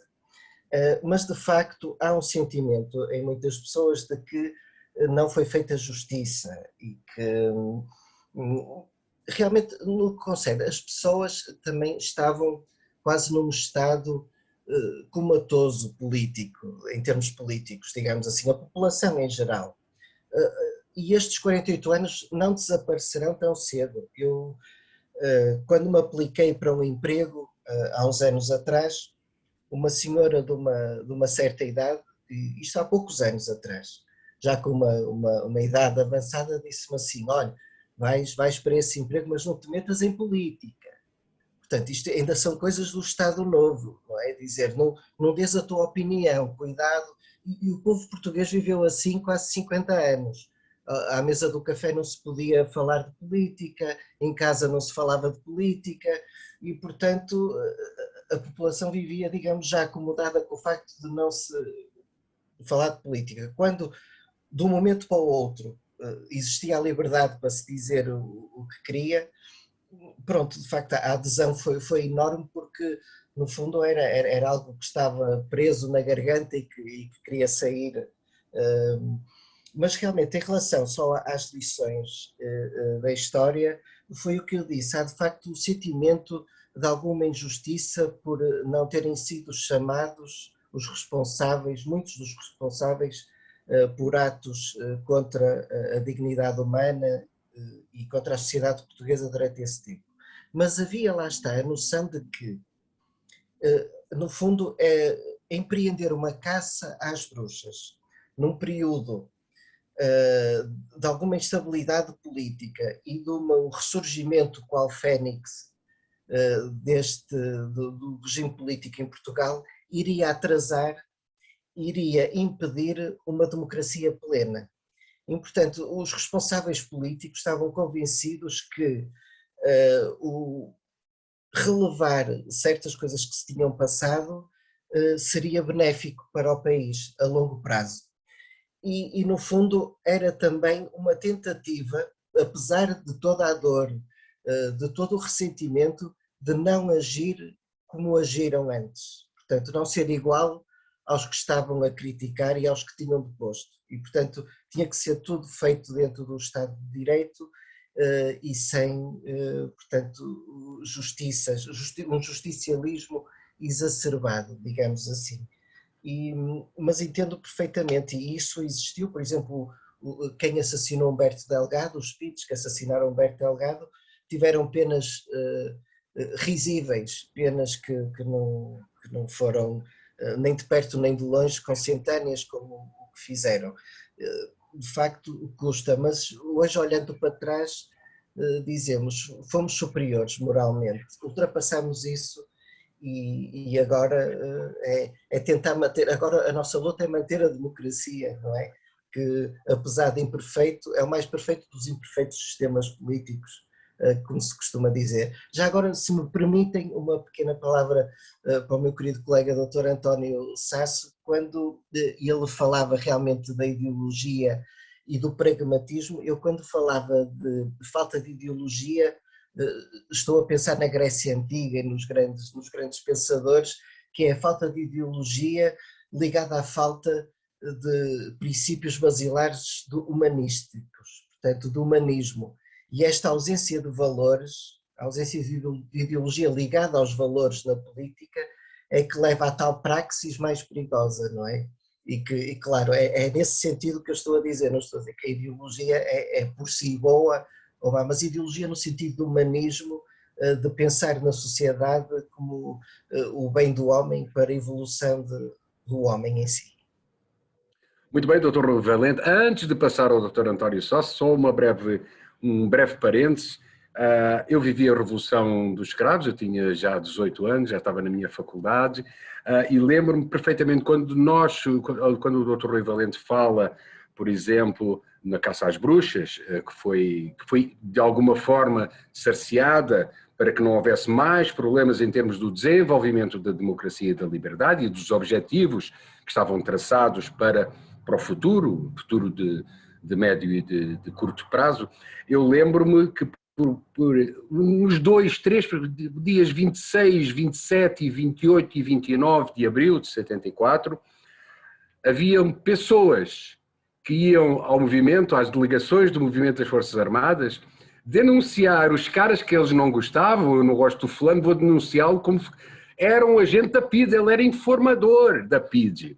Funcionários públicos eram apontados, inclusive, como colaboradores da PIDE. Então, houve ali, num pequeno espaço de tempo, obviamente, um pequeníssimo espaço de tempo, uma tentativa de caça às bruxas a partir da própria sociedade civil, de tão brava que ela estava com o que se tinha ocorrido e com aquela abertura de portas que foi o 25 de abril. Outro parêntese, os professores não podiam entrar nas universidades naquele tempo. Nos dias 25, 26, 27 e 28, os estudantes todos com braçadeiras vermelhas, com os nossos cabelos pelas costas, não deixávamos os professores entrar por questões de que não, a universidade é nossa, não é sua. E o professor que nós não gostávamos, ele é fascista. Então, só estes comentários, realmente, porque foram coisas que eu vivi nesse período áureo, passando desde já a palavra ao Dr. António Sasso. Muito bem, respondendo ao Dino, então, todos me ouvem, né? Respondendo ao Dino, olha que interessante, né? O Brasil, depois da proclamação da República, lá nos idos de 1889, o Brasil procurou se distanciar de Portugal, né? Foi um distanciamento meio que consciente. país acabou procurando abrigo na Inglaterra, que era a potência militar e política da época. Mas já no início do século XX, o Brasil muda um pouco essa conotação e se torna um país, vamos dizer assim, que procura abrigo ao lado da grande potência americana, né, aqui nas Américas, que, sem dúvida nenhuma, são os Estados Unidos, né? Ao término da Segunda Guerra Mundial, Dino, essa situação se torna explícita. E o Brasil, por muitos anos, acabou tendo laços menores com Portugal. Mas, como eu disse, a Revolução dos Cravos não passou desapercebida aqui no nosso país, muito pelo contrário. Ela causou a preocupação consistente no fato de que a esquerda se aproveitou, de fato, como se aproveitaria mesmo, de uma revolução assim tão singular como essa que aconteceu em Portugal, especificamente pelo fato de que as pautas traduzidas em Portugal eram muito próximas às pautas que a esquerda pretendia traduzir no Brasil, também pelo fato de que em Portugal os militares foram a caixa de ressonância da Revolução, mas de maneira nenhuma desejavam se instalar no poder, como aconteceu aqui, a partir de 31 de março de 64, e o timing, ou seja, o tempo, né? Em Portugal foi feita uma revolução, um movimento que provocou a derrocada de um regime ditatorial de 40 anos, de mais de 40 anos, 4 décadas. E aqui no Brasil, enquanto isso, nós preparávamos uma distensão longa, gradual, o famoso gradualismo, né, que na história aqui do Brasil é um fenômeno muito frequente, uma distensão longa e gradual que nos permitiria retomar a normalidade institucional do país apenas em 1985. Agora, Dino, veja que interessante. O professor Rui Valente fala bastante sobre o Estado Democrático de Direito, né? Uma conotação importante para os nossos ouvintes. Na Constituição Portuguesa de 1976, no preâmbulo da Constituição, está ali prevista a ordem social e jurídica para que a nação portuguesa se dirija para o Estado Democrático de Direito. Em 1976, no Brasil, isso só aconteceu em 1988, 5 de outubro de 88, 12 anos depois, quando o regime militar deixa o comando da nação, em 1985, nós tivemos em 86 a convocação da Constituinte, que trouxe uma Constituição em 88, aí sim, equalizando o status político, vamos dizer assim, do Brasil ao status político do qual desfrutava Portugal, a nossa pátria-mãe. Estado Democrático de Direito é uma expressão muito singular. Estado democrático, qualquer país pode ser. Inclusive a Alemanha nazista se designava um Estado nacional socialista, mas democrático. Porém, um Estado democrático de direito é o que faz toda a diferença, porque o Estado democrático de direito é aquele que segue o império da lei. E para que você possa seguir o império da lei, Dino, é importante que nós todos tenhamos um sistema de freios e contrapesos entre os 3 poderes da nação, bastante atuante e devidamente eficaz. Não sei se eu respondi bem a sua pergunta, mas acho que o direcionamento é esse mesmo. Muito bem, doutor António Sasso, acho que sim, o Dino Rodrigues fez sinal que positivo. O microfone continua aberto, Jaime, José Ribeiro, Elaine, Madalena, Vera, Nuno, Ana Clotilde, o microfone está aberto para alguma questão que queiram colocar. André Ribeiro também, por favor, está aí tão caladinho. Se tem alguma questão, por favor, avança com a questão para passarmos... Sim, António Celso, sim. Eu falei sobre a Alemanha nazista, era a República Democrática Alemã, era a Alemanha do pós-guerra, desculpa. Muito bem, correção então, não é a Alemanha nazista, mas sim a RDA, a famosa República Democrática Alemã. André Ribeiro, com o dedo no ar. Por favor, André. Olá, boa noite a todos. Espero que todos se encontrem bem. Para mim é um privilégio estar a participar na comemoração de 25 de Abril, numa casa que me diz tanto, com uma diretoria que me diz tanto, e com um dos palestrantes, meu familiar, meu primo, que muito estimo, e que tive duas pessoas em quem pensei, e cheguei a comentar isso com o meu primo, para fazer esta palestra. Mas como eu sei que o meu primo tem uma visão muito particular de 25 de Abril, é uma pessoa muito instruída e com uma capacidade de dissertar com uma facilidade tremenda, só o vi em primeiro lugar e foi ele que eu considerei em convidar. Chama-se isso uma escolha de ouro, não é? Chama-se isso uma escolha de ouro. Não, foi. são elogios de familiares, para não levar muito em conta. Não? E também gostei muito de ouvir o Dr. António Sasso, que também tem uma ideia muito, muito positiva dele, uma pessoa muito culta e que sempre que participa na Casa de Portugal participa com bastante pragmatismo, é uma pessoa com uma ideia muito, muito justa das coisas, e gostei muito de ouvir também e de ouvir ambas as visões, a lusitana e a brasileira, sobre a mesma época. No entanto, apesar das diferenças de ambos os países, eu vejo os países desde 1974, desde o 25 de Abril, com um caminho muito similar, apesar das diferenças. E eu digo isto porquê? Porque nós passamos este ano por uma situação a nível político e pós-político de ambas as personagens, das personalidades públicas que são, entretanto, amigas, inclusive, que é o engenheiro José Sócrates e o ex-presidente Luiz Inácio Lula da Silva, que, no caso do Brasil, as acusações ao ex-presidente foram desconsideradas pela acusação de Sérgio Moro, não é? Do juiz Sérgio Moro, e aqui em Portugal as 31 acusações do presidente Sócrates foram, apesar de que há um recurso, mas foram completamente desconstruídas por um juiz. Oh, primo, ajuda-me agora, qual é o nome? O Ivo Rosa, não é? O Ivo Rosa, que desconstruiu as 31 acusações de corrupção do ex-primeiro-ministro, engenheiro José Sócrates.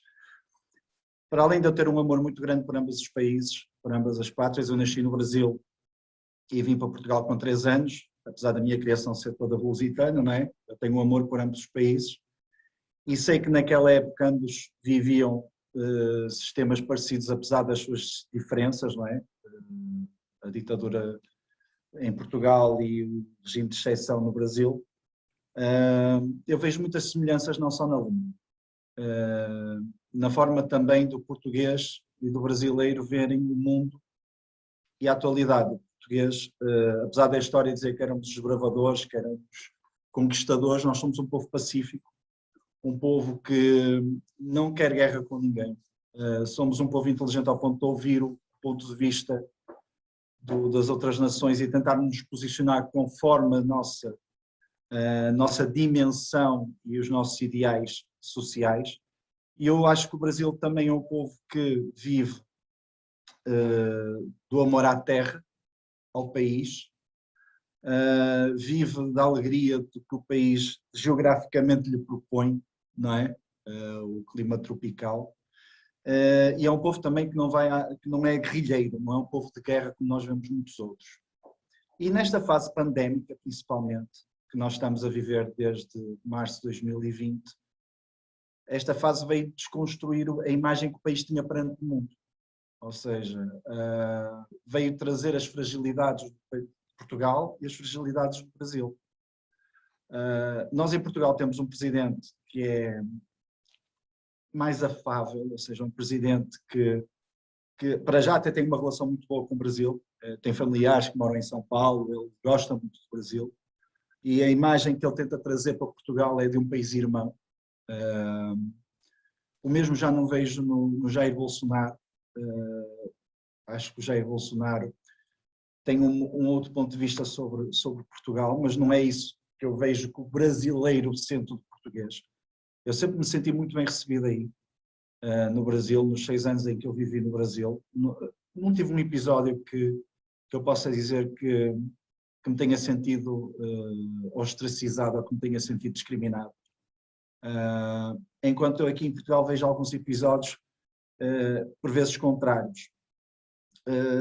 Eu queria perguntar a ambos, ao Dr. Rui Valente e ao Dr. António Sasso, o que é que eles acham da posição do Brasil pós-pandemia no mundo e da posição de Portugal pós-pandemia no mundo, que dissertassem sobre o seu país e sobre o país irmão, para verificar quais são as ideias que têm do que é que esses países de hoje em diante conseguirão, como conseguirão sobreviver a esta fase pandémica e qual será o lugar deles no mundo pós-pandemia ou pós-fase intensa de pandemia Covid-19. Muito obrigado e um abraço a todos. Muito bem, André, muito obrigado, gostei de ouvir você, gostei de ver você mesmo que remotamente. Dr. Rui Valente. Em relação a isto que nos aconteceu, esta pandemia, uma das principais lições que tiramos aqui em Portugal foi, sem dúvida nenhuma, a valia de um Sistema Nacional de Saúde estatal e forte. Isto porquê? Nós, no início, fomos considerados o modelo na Europa por causa da contenção que fizemos do vírus. Depois, numa segunda fase, houve uma reabertura que não foi tão bem feita como a primeira fase e houve um alastramento. Em todo este período, houve enfim, eu falo disto até com uma certa emoção, porque a minha mulher é médica e esteve na linha da frente do combate a esta pandemia e eu vivi as angústias, vivi as horas sem dormir, dias, semanas, a trabalhar 24 horas sobre 24 e vi de facto que a maior construção de Abril foi o Sistema Nacional de Saúde, porque independentemente da condição económica ou financeira, de facto nesta pandemia foram os hospitais públicos que cuidaram das pessoas, não é? Independentemente da sua origem extrato económico ou social. No que diz respeito ao pós-pandemia, nós estamos inseridos na Comunidade Europeia e o que é que se passa? A chamada aqui a bazuca europeia vai introduzir uma grande quantidade de dinheiro para combater em vários países europeus o flagelo que esta pandemia trouxe em termos económicos também. Nós tivemos meses e meses e meses fechados, restaurantes, comércio, portanto, eu também que sou músico, tenho muitos colegas meus músicos em grande dificuldade, não trabalham há quase um ano, não há ninguém que resista a isto, não é? Mas foram medidas de contenção que tiveram que ser tomadas e agora vai entrar uma grande quantidade de dinheiro. Portugal, no contexto europeu, não tem um grande historial em termos de aproveitar bem fundos europeus. Esperemos que desta vez seja diferente, que o dinheiro que venha seja bem aplicado. Um sinal positivo para já é que fomos os primeiros a entregar um projeto completo na União Europeia de ressurgimento económico, de reformulação da economia e de aplicação do dinheiro que vem aí.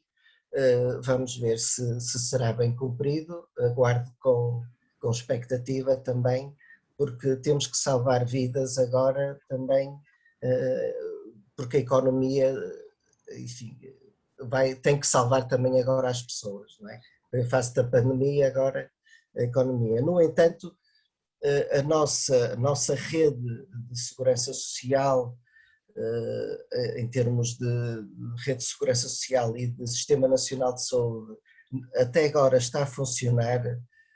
Claro, há muito sofrimento, a pobreza aumentou, mas felizmente temos ainda um suporte de apoio social que nos permite ir enfrentando mais ou menos a situação. Eu tenho uma certa dificuldade em relação ao Brasil, de falar do Brasil.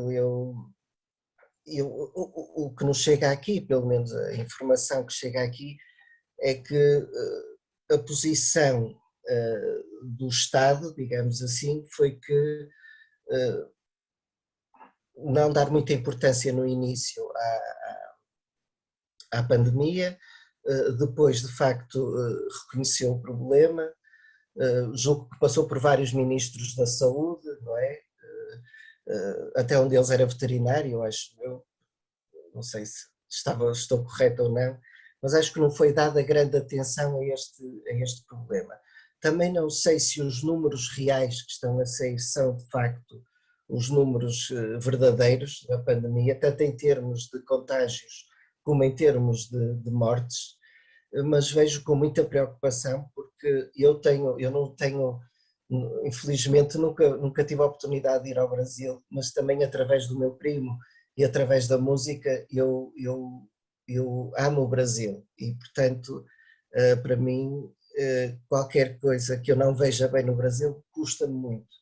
E, portanto, estou preocupado com a situação no Brasil, espero que a situação seja contida, que exista um reforço, que se veja o que se passou noutros países, que exista um reforço do sistema de saúde brasileiro para todos, que não seja, que os melhores hospitais não sejam os privados, mas que sejam aqueles em que as pessoas que não têm dinheiro possam ser cuidadas neles também. E pronto, o meu desejo ardente é que tudo corra bem por aí e com os meus amigos que estão aqui a ver também agora. Muito bem, Dr. Rui Valente. Só para, antes de passar ao Dr. António Sasso, um parênteses, o Dr. Rui Valente é baterista, portanto é um apaixonado pela música também, para além de ser um apaixonado por história. Dr. António Sasso. Muito bem, a imagem que nós fazíamos de Portugal, quando essa pandemia toda eclodiu, né, em fevereiro, março do ano passado, ao longo dos meses que se seguiram à eclosão da pandemia, a imagem que nós fazíamos de Portugal era de fato uma imagem paradigmática do país.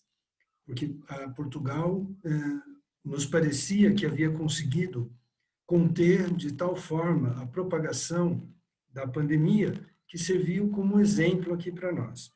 O grande problema do que aconteceu aqui no Brasil, infelizmente, é que nós politizamos um assunto de saúde pública. Infelizmente, os nossos governantes, o nosso país, a política do nosso país, tratou uma questão técnica, médica, como se fosse uma questão política. Nós permitimos, por exemplo, que o Carnaval, que é a nossa maior festa popular, transcorresse normalmente em fevereiro do ano passado, mesmo sabendo já com toda segurança que uma pandemia estava graçando solta mundo afora e que já havia chegado no Brasil. Porque a pandemia não chegou no Brasil através de imigrantes, através das fronteiras, a pandemia chegou no Brasil através dos aeroportos. E no Brasil, professor Rui Valente, André Ribeiro, ainda quem usa predominantemente, prioritariamente, viagens aéreas, são as classes mais abastadas. Então, a pandemia chegou no país através desse setor da sociedade. Não obstante, esta politização acabou nos levando ao que nós temos hoje, um número de aproximadamente 300 mil óbitos. Uma quantia absurda, exageradamente grande. Nós temos um sistema de proteção social, inclusive um sistema de saúde, que já existe no país desde o final dos anos 50, início dos anos 60. Eu acredito que, eu não tenho detalhes sobre como funcionam esses sistemas em Portugal, mas eu acredito que como poderia dizer, pela média da comunidade europeia, nós estamos diante de um sistema deficitário no Brasil em relação ao que existe em Portugal. Acredito eu que as metas da comunidade europeia sejam de tal forma intensas que o país precisa ter um sistema realmente eficaz que efetivamente funcione. Infelizmente, nós temos uma tendência no Brasil, professor Rui Valente, André Ribeiro, de as nossas autoridades públicas se apropriarem da coisa pública como se privada fosse, como se fosse uma coisa particular, né? Então, infelizmente, esse fenômeno aconteceu de novo. E agora, nós estamos correndo atrás de soluções para todo esse estado de coisas que se encontra hoje instalado no seio da nossa nação, com uma série de idas e vindas, uma série de contradições em tudo isso. O Supremo Tribunal Federal, em março de 2020, que é a nossa Suprema Corte aqui no Brasil, o Supremo Tribunal Federal quebrou a cadeia de comando através de uma decisão também política e pouco jurídica, quebrou a cadeia de comando no controle da pandemia, de forma que disseminou perante vários agentes públicos, né, o protagonismo de uma estratégia para tratar deste assunto. Então vejam que até mesmo o próprio Poder Judiciário no nosso país, infelizmente, em algumas circunstâncias, acaba contribuindo para que esse caos social permaneça instalado. E o futuro? Como nós seguiremos para fora, daqui para frente, após a pandemia? Na minha opinião, Portugal, como já foi dito, conta com a comunidade europeia. O Brasil conta com parceiros diferentes. Nós temos aqui um sistema de aliança econômica no Mercosul, né, na América do Sul, que é chamado Mercosul, mas que é insuficiente para que nós possamos retomar a economia. Nós precisamos de investimentos maciços do poder público no Brasil e investimentos da iniciativa privada, seja ela brasileira ou estrangeira. A grande dificuldade vai ser realmente atrair esses investimentos. Mas eu acredito que, a gente espera, melhor dizendo, que o Brasil, pela sua potencialidade e pelo seu mercado interno, consiga atrair esses investimentos. O ideal seria uma aproximação com outros parceiros, talvez até se valendo de Portugal como a nossa pátria-mãe, para que pudesse ser a porta de acesso, porta de entrada do Brasil mais intensamente junto à comunidade europeia.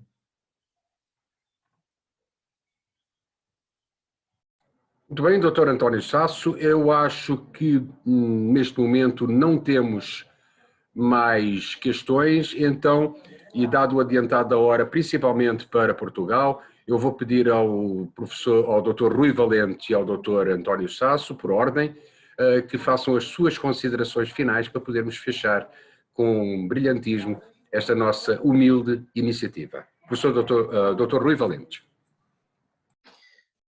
Eu gostava de terminar agradecendo mais uma vez o convite. Foi uma honra para mim poder estar convosco. Eu acho que nunca é demais falar de bons exemplos e de avanços civilizacionais que acontecem onde quer que seja no mundo. Nós, há 47 anos atrás, vivenciamos um avanço civilizacional e com todos os precalços e todos os defeitos e todos os maus julgamentos que possam ter feito, temos hoje uma sociedade, de facto, melhor do que o que tínhamos.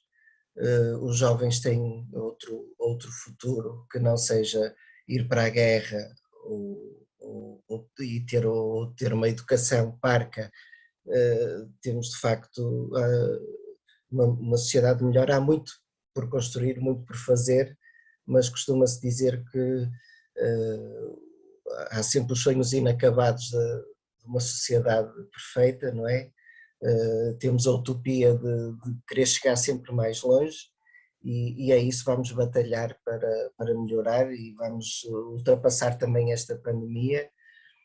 Eu gostava de me colocar à disposição da casa para tudo o que necessitarem, se precisarem de mim para alguma coisa aqui eu estou inteiramente à disposição. Foi um prazer conhecer o Dr. António Sasso. Espero que possamos encontrar-nos novamente em outras oportunidades. Agradeço mais uma vez ao meu primo André Ribeiro, que tenho visto menos do que queria, mesmo estando ele agora em Portugal, tinha que vir a pandemia. Ele chegou exatamente na altura da pandemia e, portanto, quando eu queria estar com ele e abraçá-lo, com as saudades que tinha, não pude. Portanto, isto tem que passar rápido. Rui, muito obrigado pela sua simpatia, por o calor humano que senti de todos e espero ver-vos muito em breve. Muito obrigado, doutor Rui Valente. Fique tranquilo, porque o seu WhatsApp já está comigo. Portanto, fique tranquilo. Doutor António Sasso, as suas últimas, por favor. Eu também agradecer, em primeiro lugar, ao nosso presidente, o Rui Jorge, pelo convite. Uma deferência muito grande, uma honra muito grande. Um prazer enorme em ter conhecido o meu colega Rui Valente. Escolha acertadíssima, como disse o Rui Jorge, escolha de ouro, viu, André, que você protagonizou. Parabéns, doutor Rui, pela exposição. Muito obrigado a todos pela presença. E aqui me despeço, colocando-me sempre em pé e à ordem da nossa Casa de Portugal de São Carlos. Muito obrigado, doutor António Sasso. Muito obrigado, doutor Rui Valente. Meus amigos, muito obrigado por terem acompanhado esta iniciativa da Casa de Portugal de São Carlos em comemoração ao 47º aniversário da Revolução dos Escravos. Fiquem com Deus. Muito obrigado. Boa noite. Boa noite. Boa noite. Grande abraço a todos. Até mais. Cuidem-se. Boa noite a todos. Boa noite a todos. Boa noite a todos. Eita, já caiu? Pode não, tu tá online. Boa noite a todos.